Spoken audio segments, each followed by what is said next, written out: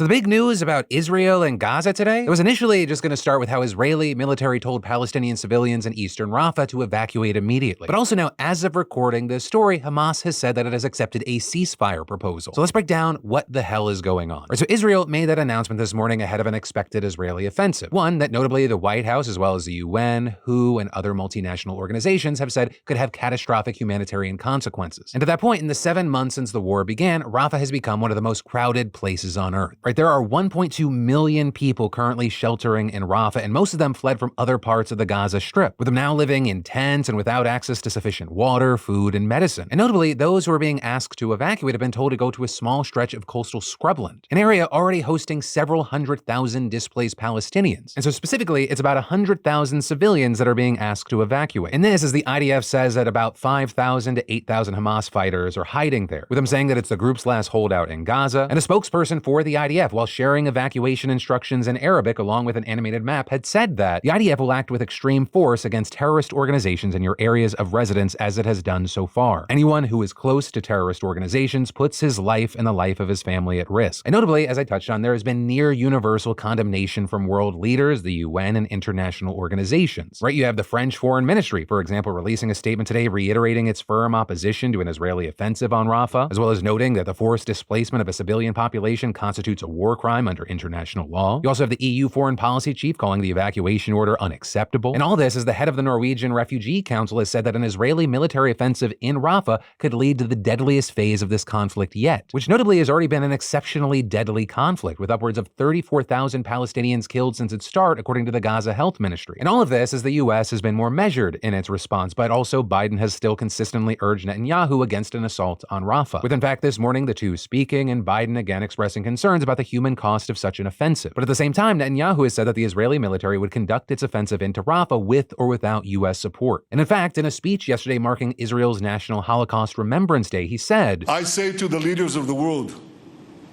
no amount of pressure, no decision by any international forum will stop Israel from defending itself. If Israel is forced to stand alone, Israel will stand alone. And building on that, Netanyahu has also notably said a Rafah offensive would take place with or without a hostage or ceasefire deal. And so with that, the news coming out today that Hamas has accepted a ceasefire proposal has to be taken with a grain of salt. Right, for one thing, it was reportedly a proposal put forward by Egypt and Qatar. And as of recording, the Israeli government has said that the country's military operation in Rafah will continue while it considers that proposal. With actually, as we were finishing up today's show, multiple explosions now being reported there. And notably, while the full details of this proposal haven't been released to the public as of recording, it's reportedly not within the framework put forward earlier by Israel. And that because it's apparently geared toward eventually negotiating a permanent calm that would lead to a full hostage release and Israeli troop withdrawal. Though the first phase would involve only limited hostage release and partial troop withdrawal. But it's still a potential problem because so far the Israeli government has only expressed a willingness to agree to a temporary ceasefire, with them basically having said that they're committed to continuing their military offensive in Gaza until it deems the group to have been completely eliminated. So basically we'll still have to wait to see what happens here. But as of recording, it doesn't appear that there's any reason that anyone should be getting their hopes up. Right? And notably, all of this playing out is not everyone in Israel agrees with their government. With, for example, this weekend, we saw thousands protesting in Tel Aviv, with them demanding that Netanyahu accept the ceasefire agreement with Hamas that would bring the remaining hostages home. Which on that note, it actually brings us to the protests that are happening here in the US. One of the latest incidents getting a lot of attention is what happened at the University of Mississippi, where you had dozens of students gathering to protest Israel's war in Gaza and calling for their school to be transparent in its potential dealings with Israel. Though notably, in this case, they were outnumbered by hundreds of counter-protesters, with outlets like The Guardian saying it was a scene that evoked memories of the resistance to the civil rights struggle in the US South 6 decades earlier. And that because a number of the counter-protesters made what the school called offensive, hurtful, and unacceptable statements with racist overtones, with the most viral clip showing a group of white guys and a young black woman, with at least one of them seeming to make monkey gestures at the woman. With notably, the fraternity that student belonged to actually responding pretty swiftly, releasing a statement yesterday saying the responsible individual was removed from membership. And also notably with that, the university's chancellor has said that an investigation has been launched into one student and that more may follow. But this is you have some Palestine supporters saying, they're frustrated that those who might denounce their movement as anti-Semitic are failing to denounce anti-black racism that was seen there. Or with Georgia Rep. Mike Collins, for example, signing a letter to universities last December about combating anti-Semitism. But then a few days ago, he shared that video from the protest with the caption, "Ole Miss taking care of business," resulting in reactions like one commenter thanking him for confirming that he's a massive racist piece of shit. But then, as far as campus protests in the rest of the country, some of the biggest news there has to do with Columbia officially announcing that it's canceling its main commencement ceremony, with the school there saying that instead it would hold smaller ceremonies for each of its 19 colleges. And one of the main reasons cited cited was security. We also got news out of USC, which is the latest school where an encampment's been cleared by police, with the university and reporters for the school newspaper notably having conflicting accounts of what the encampment was like, or with the student reporters notably saying they had seen no evidence of the university's claims of outside agitators and an alleged assault on a police officer, with one also claiming that the encampment was safe until the police showed up. And then finally, regarding campus protests, there was the news out of the University of Chicago that they've suspended talks with protesters, with them now saying they want the encampment on its campus gone. And that's pretty notable because until now, they were one of the few colleges to allow dozens of tents to stay up. And the university's president there is saying it was because they wanted to show, quote, the greatest leeway possible for free expression. Which actually, on the topic of free expression, let's go back to the situation in Israel, because on top of all the other stuff that's going on, one of the big things being talked about is that the Israeli cabinet has officially voted to shut down Al Jazeera's operations in the country, with the shutdown involving closing the network's Jerusalem offices, confiscating its communication equipment, and blocking its broadcasts and access to its website. And while supporters of this argue that Al Jazeera poses a threat to national security, we saw the Foreign Press Association in Israel saying it is a cause for concern for all supporters of a free press, adding that Israel is joining a dubious club of authoritarian governments, and ending their statement by saying it is a dark day for democracy. And Al Jazeera, for their part, they of course have condemned the decision, noting that the closure of their offices ironically coincided with World Press Freedom Day, and arguing that this is a part of the government's effort to conceal its actions in the Gaza Strip. But as far as what is actually going to happen here, what is going to come from it, we're going to have to wait to see. It's all happening in real time, so very likely we'll be talking about this again tomorrow.